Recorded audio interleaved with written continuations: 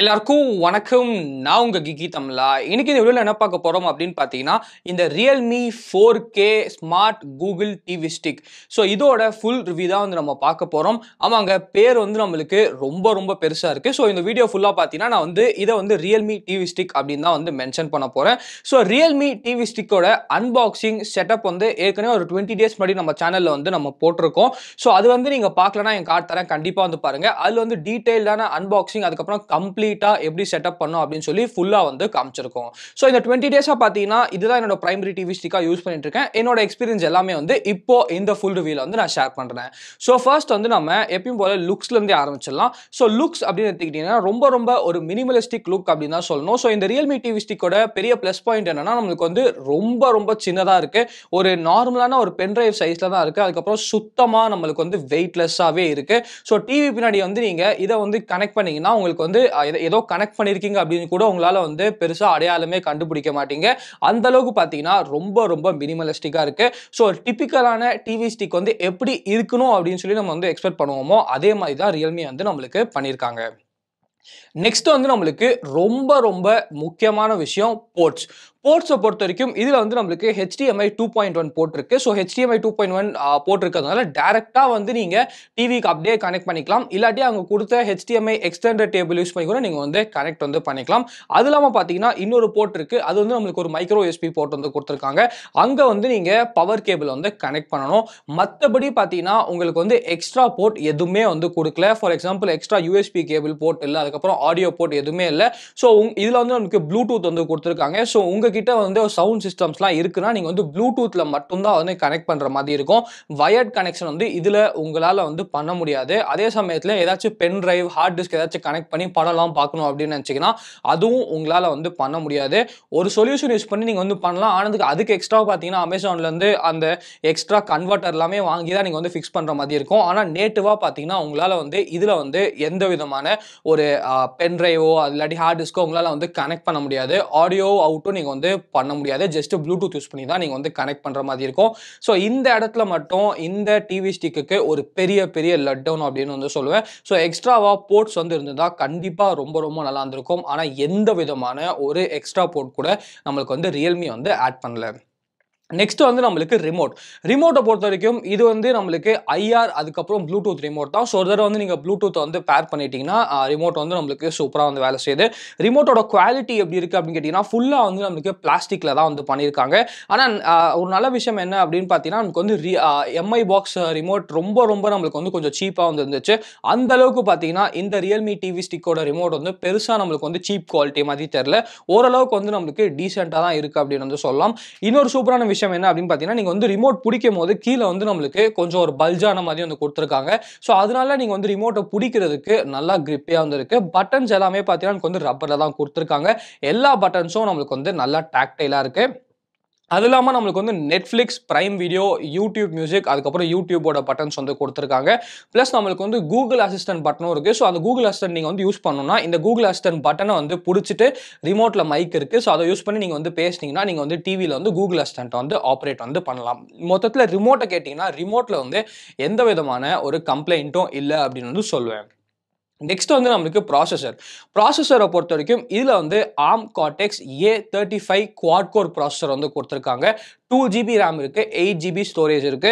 இங்கேயும் நம்மளுக்கு வந்து Realme வந்து கொஞ்சம் காஸ்ட் கட் பண்ணியிருக்காங்க அப்படின்னு வந்து சொல்லலாம். ஸோ ப்ராசஸரை பொறுத்த வரைக்கும் இது வந்து ரொம்ப ஒரு அளவுக்கு வீக்கான ப்ராசஸர் அப்படின்னு வந்து சொல்லலாம். ஸோ இன்னும் கொஞ்சம் பவர்ஃபுல்லான ப்ராசஸர் வந்து எக்ஸ்பெக்ட் பண்ணியிருக்கலாம். ஆனால் ஒரு வீக்கான ப்ராசஸர் வந்து Realme வந்து கொடுத்துருக்காங்க. ஸோ பர்ஃபார்மன்ஸ் எப்படி இருந்துச்சு அப்படின்னு பார்த்தீங்கன்னா உண்மையாக சொல்லணும்னா பர்ஃபார்மன்ஸ் வந்து நம்மளுக்கு வீக்கான ப்ராசஸர் கொடுத்தாலும் நல்லா ஆப்டிமைஸ் வந்து பண்ணியிருந்தாங்க சாஃப்ட்வேர். ஸோ பர்ஃபார்மன்ஸ் வந்து நம்மளுக்கு பெருசாக வந்து எந்த விதமான ஒரு இஷ்யூவும் வந்து தெரியல. ஆனால் ஒரே ஒரு இடத்துல தட் இஸ் செட்டிங்ஸ் அப்ளிகேஷன்ல மட்டும்தான் நம்மளுக்கு வந்து கொஞ்சம் லேக் வந்து நான் பார்த்தேன். மற்றபடி Netflix ஓப்பன் பண்ணும் போதோ இல்லாட்டி Prime Video ஓப்பன் பண்ணும் போதோ பெருசா நான் வந்து எந்த விதமான ஒரு லேகோ வந்து நான் பார்க்கல. டிவி வந்து நம்மளுக்கு ஃபர்ஸ்ட் டைம் வந்து பூட் ஆகும்போது கொஞ்சம் டைம் வந்து எடுக்குது. மற்றபடி கேட்டிங்கன்னா ப்ராசஸர் வீக்காக இருந்தாலும் ஓரளவுக்கு வந்து ஆப்டிமைசேஷன் பண்ணியிருக்கிறதுனால பெருசா வந்து நம்மளுக்கு எந்த விதமான ஒரு இஷ்யூவும் வந்து தெரியல. நெக்ஸ்ட் வந்து நம்மளுக்கு சாஃப்ட்வேர் அண்ட் ஸ்ட்ரீமிங். சாஃப்ட்வேரை பொறுத்த வரைக்கும் இதில் வந்து நம்மளுக்கு லேட்டஸ்டான ஆண்ட்ராய்டு 11 வந்து கொடுத்துருக்காங்க. பேஸ்ட் ஆன் நம்மளுக்கு வந்து கூகுள் டிவி ஓஎஸ் வந்து கொடுத்துருக்காங்க. ஸோ நம்ம எல்லாருமே வந்து Android TV, stock Android TV வந்து நம்ம பார்த்துருப்போம். இப்போ வந்து நம்மளுக்கு கூகுள் வந்து கூகுள் டிவி அப்படின்னு சொல்லி புதுசாக வந்து இன்ட்ரடியூஸ் வந்து பண்ணியிருக்காங்க. நல்ல விஷயம் என்ன அப்படின்னு பார்த்தீங்கன்னா, கூகுள் டிவி இன்டர்ஃபேஸ் பார்த்தீங்கன்னா நம்மளுக்கு வந்து நார்மலான ஆண்ட்ராய்டு டிவியோட ரொம்ப ரொம்ப நல்லா இருக்குங்க. ஆமாங்க, ஃபுல் இன்டர்ஃபேஸும் நம்மளுக்கு வந்து ரீவேம்ப் வந்து பண்ணியிருக்காங்க. நம்மளுக்கு வந்து ஹோம் அப்படின்னு வந்து கொடுத்துருக்காங்க, ஆப்ஸ் அப்படின்னு வந்து கொடுத்துருக்காங்க, லைப்ரரி அப்படின்னு வந்து கொடுத்துருக்காங்க. ஸோ நீங்கள் வந்து ஹாட்ஸ்டார் வச்சிருந்தாலும் சரி, ஆப்பிள் டிவி வச்சிருந்தாலும் சரி, அந்த மாதிரி பார்த்தீங்கன்னா உங்ககிட்ட வந்து என்ன ஒரு ஓடிடி பிளாட்ஃபார்ம் இருந்தாலும் அந்த ஓடிடி பிளாட்ஃபார்மை நீங்கள் வந்து சைன் வந்து பண்ணிட்டீங்கன்னா அதோட ரெக்கமெண்டேஷன்ஸ் எல்லாமே நம்மளுக்கு வந்து ஹோம்லேயே வந்து காட்டுறாங்க. அது இல்லாமல் நம்மளுக்கு வந்து ஆப்வியஸ்லி ஆப்ஸ் அப்படின்னு சொல்லி தனியாக கொடுத்துருக்காங்க. ஸோ ப்ளே ஸ்டோரில் என்னெல்லாம் அப்ளிகேஷன்ஸ் இருக்குது, அதுக்கப்புறம் உங்ககிட்ட என்னெல்லாம் அப்ளிகேஷன்ஸ் இருக்கோ எல்லாமே வந்து நீங்கள் அந்த ஆப்ஸோட காலமில் வந்து யூஸ் பண்ணிக்கலாம். ஃபைனலாக பார்த்தீங்கன்னா நம்மளுக்கு வந்து லைப்ரரி அப்படின்னு சொல்லி ஒரு சூப்பரான விஷயம் வந்து கொடுத்துருக்காங்க. இங்கே தான் எனக்கு வந்து பிடிச்ச ஒரு ஃபீச்சர் வந்து நம்மளுக்கு இருக்குது அப்படின்னு வந்து சொல்லலாம். என்ன ஃபீச்சர் அப்படின்னு வந்து நீங்கள் கேட்டிங்கன்னா, ஸோ உங்கள் ஃபோனில் வந்து நீங்கள் கூகுள் சர்ச் பண்ணும்போது ஏதாச்சும் ஒரு படம் பேர் வந்து நீங்கள் சர்ச் பண்ணலாம். அந்த படம் பேர் வந்து சர்ச் பண்ணதுக்கப்புறம் பக்கத்தில் வந்து நம்மளுக்கு ஆட் டு வாட்ச் லிஸ்ட் அப்படின்னு சொல்லி இருக்கு. அந்த ஆட் டு வாட்ச் லிஸ்ட் வந்து நீங்கள் கொடுத்தீங்கன்னா இங்கே வந்து உங்கள் லைப்ரரியில் வந்து அந்த வாட்ச் லிஸ்ட்டில் வந்து ஆட்டோமேட்டிக்காக அந்த படம் வந்து ஆட் ஆகிடும்.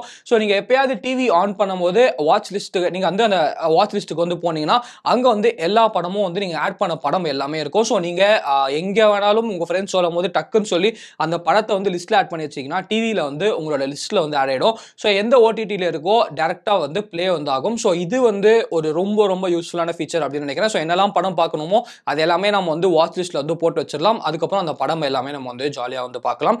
ஸோ டோட்டலாக கேட்டிங்கன்னா கூகுள் டிவி இன்டர்ஃபேஸ் வந்து ஒரு பெரிய பெரிய ப்ளஸ் பாயிண்ட் இந்த டிவி ஸ்டிக்கு. ஆனால் இப்போ வந்து ஒரு ஷாக்கிங்கான விஷயம் என்ன அப்படின்னு பார்த்தீங்கன்னா, இந்த கூகுள் டிவி யூஐ வந்து ரொம்ப சூப்பரான யூஐ தான். ஆனால் இப்போ வந்து நிறைய ஆண்ட்ராய்ட் பாக்ஸஸ்க்கே பார்த்தீங்கன்னா கூகுள் வந்து இந்த அப்டேட்டை வந்து நம்மளுக்கு புஷ் வந்து பண்ணிட்டு இருக்காங்க. ஸோ இதுக்கப்புறம் பார்த்தீங்கன்னா உங்ககிட்ட வந்து பழைய ஆண்ட்ராய்ட் பாக்ஸ் எது இருந்தாலும், பழைய ஆண்ட்ராய்ட் டிவி எது இருந்தாலும் கூகுள் இந்த அப்டேட் வந்து புஷ் பண்ணதுக்கப்புறம் உங்கள் டிவியோட யூஐ வந்து இந்த யூஐக்கு வந்து மாறிடும். ஸோ இனிமேல் இந்த டிவி ஸ்டிக்கு மட்டும் இல்லைங்க, நீங்கள் வந்து எந்த ஆண்ட்ராய்ட் பாக்ஸ் வச்சிருந்தாலும் மோஸ்ட்டாக வந்து உங்களோட யூஐ வந்து மாறிடும். பட் உண்மை என்ன அப்படின்னு கேட்டிங்கன்னா, மொத்தத்தில் நம்மளுக்கு வந்து யூஐ வந்து அந்த ஸ்டாக் ஆண்ட்ராய்டோட இது வந்து ரொம்ப ரொம்ப நல்லா இருக்கு. நெக்ஸ்ட் வந்து நம்மளுக்கு ஸ்ட்ரீமிங்கை பொறுத்த வரைக்கும் இது வந்து நம்மளுக்கு 4K 60 FPS வரைக்கும் சப்போர்ட் பண்ணும். HDR 10+ வந்து நம்மளுக்கு சப்போர்ட் வந்து பண்ணுது. இதில் வந்து டால்பி ஆடியோ சப்போர்ட் வந்து இல்லை, அதே சமயத்தில் டால்பி விஷன் சப்போர்ட்டும் இல்லை. ஸோ உங்களால் வந்து ஆப்வியஸ்லி டால்பி அட்மோஸோட அட்வான்டேஜ் வந்து நீங்கள் எடுத்துக்க முடியாது, டால்பி விஷனோட அட்வான்டேஜும் நீங்கள் வந்து எடுத்துக்க முடியாது. HDR 10+ மட்டும்தான் வந்து கொடுத்துருப்பாங்க. ஸோ ஒருவேளை உங்களுக்கு வந்து அந்த டால்பி ஃபீச்சர் வேணும் அப்படின்னு நினச்சிங்கன்னா கண்டிப்பாக நீங்கள் வந்து ரொம்ப ரொம்ப டிசப்பாயிண்ட் ஆகிடுவீங்க.